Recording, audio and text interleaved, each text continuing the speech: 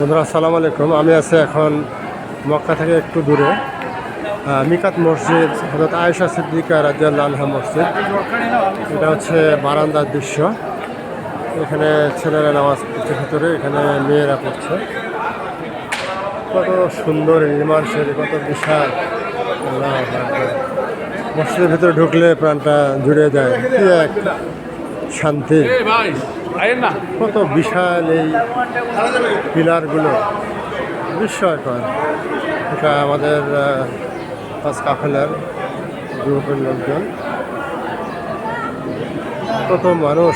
এখান থেকে দ্বিতীয়বার ইহরাম পরিধান করে দ্বিতীয়বার ওমরা করা যায়।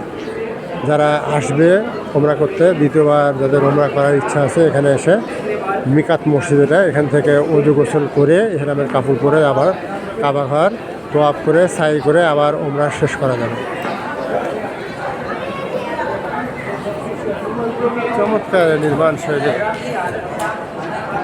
পাশে বিশাল বিশাল পাহাড়।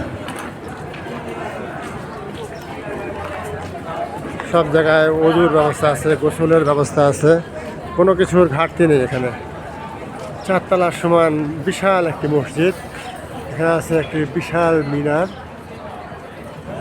চারিপাশে কবুতরগুলো ঘুরে বেড়াচ্ছে।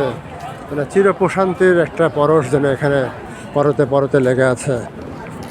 কবুতরগুলো দেখায় কি সুন্দর, এরা ঘুরে বেড়াচ্ছে। আসলে কবুতর কোথায় থাকে? যেখানে শান্তি থাকে সেখানেই থাকে।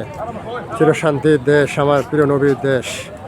সবাই এসো বন্ধুরা, দেখে যাও কত সুন্দর আমার নবীর দেশটা, নবীর প্রিয় জন্মভূমি মক্কা নগরী।